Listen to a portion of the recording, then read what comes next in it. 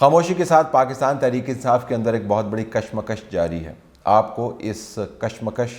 کے بارے میں پتہ نہیں ہے، کیونکہ اس کے بارے میں کوئی بڑی خبر نہیں بنتی۔ خبر ہمیشہ یہی بنتی ہے کہ ہم سب ایک ہیں اور ہم سب نیک ہیں اور ہم سب آگے جا کے ملک میں انقلاب لے آئیں گے، اور اس کی بہت ساری دوسری ویریشنز جو ہیں میڈیا کے اندر، سوشل میڈیا کے اندر ٹویٹس کے ذریعے آپ تک پہنچائی جاتی ہیں، اور آپ اسی معاملے کے اندر ہر وقت گھسے رہتے ہیں۔ لیکن بڑی کشمکش جو ہے اس کا ایک عکس آپ کو نظر آئے گا، اور میں آپ کو آج بتا رہا ہوں کہ پاکستان تحریک انصاف اس وقت ایک اندرونی طور پر دو راہیں پر کھڑی ہوئی نظر آتی۔ اس کا ایک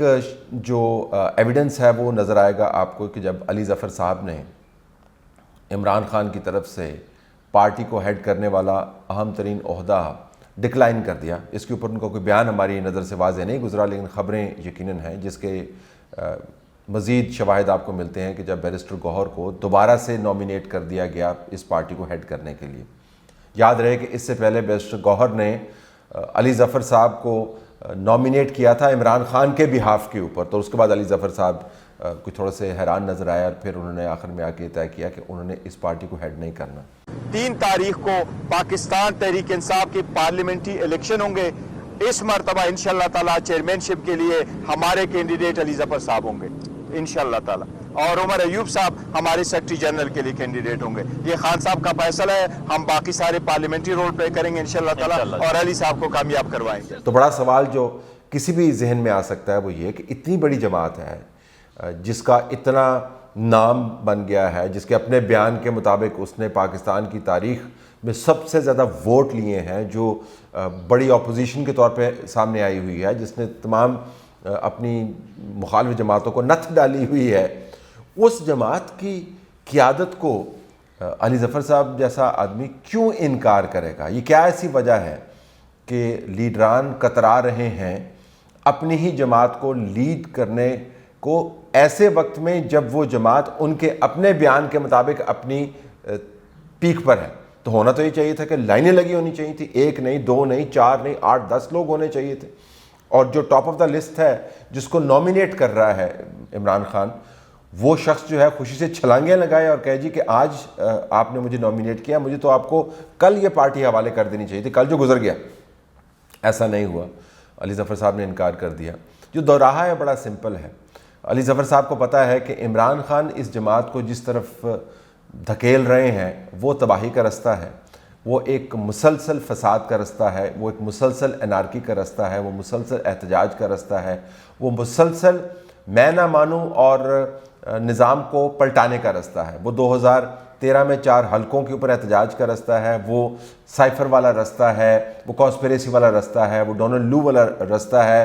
وہ تمام رستے ہیں جو آخر میں آ کر کلمینیٹ ہوئے فیصل آباد کے گھنٹہ گھر کی طرح 9 مئی کو۔ یعنی تمام چیزیں کلمینیٹ کیں 9 مئی جیسے فسادات میں، اور اس کے بعد جو پارٹی کے ساتھ ہوا وہ آپ کے سامنے ہے۔ تو عمران خان بنیادی طور پر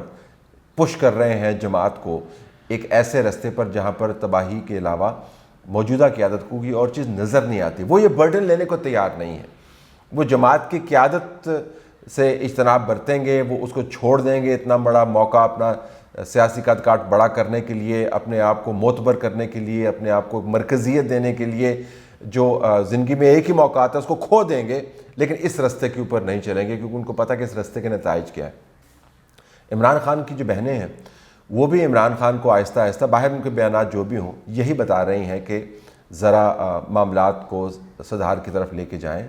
لڑائی نے آلریڈی تمام نظام تباہ کر دیا ہے، آپ کو جیل میں ڈال دیا ہے، پارٹی کو منتشر کر دیا ہے، سیاسی طور پر آپ جو مرضی نعرے لگاتے رہیں، عملی سیاست کے اندر آپ کی جگہ شرنک کرتے کرتے اڈیالہ جیل تک محدود ہو گئی ہے۔ تو تھوڑا سا احتیاط سے کام لیں۔ عمران خان احتیاط سے کام لینے سے کترا رہے ہیں۔ تو اب علی ظفر صاحب نے جو اجتناب برتا ہے وہ ایک بہت بڑا پیغام ہے جماعت کے ان لوگوں کے لیے جو اس رستے پر نہیں جانا چاہتے، وہ جو جمہوریت کے ساتھ مل کر کام کرنا چاہتے ہیں، تمام مشکلات کے باوجود وہ نظام کا حصہ رہنا چاہتے ہیں۔ ان کو پتہ ہے کہ اگر ہم نے ریاستی اداروں کے ساتھ لڑائی لڑی تو پھر ریاستی ادارے تو ریئیکٹ کریں گے، پھر جمہوریت سے آگے کی بات چلی جاتی ہے۔ اس رستے میں اور عمران خان کے رستے میں بہت بڑی رکاوٹ حائل ہے، اور وہ رکاوٹ یہی ہے جس کا نام عمران خان ہے۔ برائی طور پر عمران خان نہیں چاہتے کہ پارٹی ان کے مرتب کردہ رستے اور ان کے تحریر شدہ پیج سے ہٹ کے کام کرے. وہ بنیادی طور پر پارٹی کو استعمال کرنا چاہتے ہیں اتنا ہنگامہ کھڑا کرنے کے لیے کہ ریاست مجبور ہو جائے ان کی بات سننے کے لیے, اور وہ بارگیننگ چپ کے طور پر استعمال کرنا چاہتے ہیں پارٹی کو اپنی ریلیز کے لیے. ریاست کے ادارے عمران خان کو کسی قسم کی ریلیف فراہم کرنے پر تیار نہیں ہیں. یہ جو اب وی لاگ سن رہے ہیں کہ ان کو کسی نے جا کے مل لیا, کسی نے ان کو پرائم منسٹر بنانے کی کوشش کی, کوئی ملت ترلا,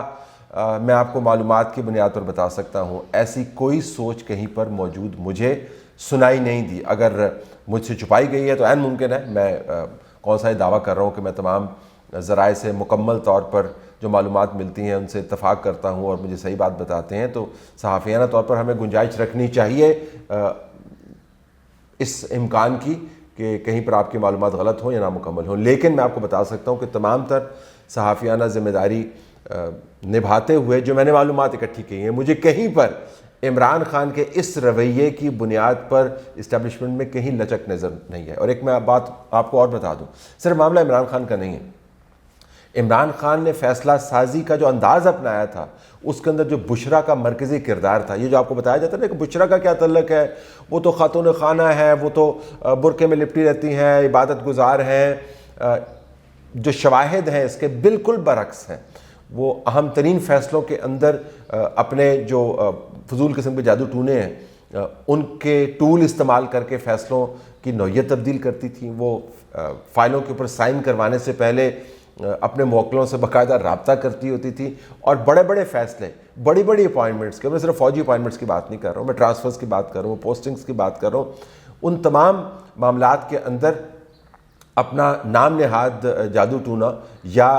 ان کا خیال ہے کہ جو روحانی ان کو کوئی پیغام آتا ہے اس کے ذریعے, اگر آپ جادو ٹونا لفظ نہیں بھی سننا چاہتے, جو روحانی پیغام ان کے خیال میں ان کو آتا ہے اس کے انفلوئنس کے تحت عمران خان سے فیصلے کروایا کرتی تھی. تو بشرا کا جو سینٹرل رول ہے, جو عمران خان کی بہنوں کے لیے بھی درد سر ہے, جو پارٹی کے سینئر ایلیمنٹس کے لیے بھی درد سر ہے, اور جو 4 لوگ جب میرے پاس یہ معلومات آئی تو میں نے ان سے بات کی تو انہوں نے یہ تو نہیں کہا کہ پارٹی کے اندر یہ کشمکش ہے, لیکن انہوں نے یہ مانا کہ جو بشرا کا ٹاکسک انفلوئنس ہے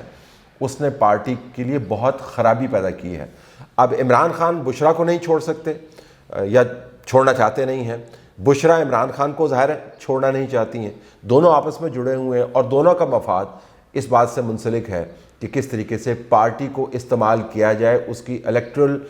وکٹری کو یا اس کی جو نئی سیاسی اٹھان ہے اس کو استعمال کیا جائے اپنے لیے سپیس کریٹ کرنے کے لیے. تو بشرا کو کچھ نہ ہو, عمران خان کو کچھ نہ ہو,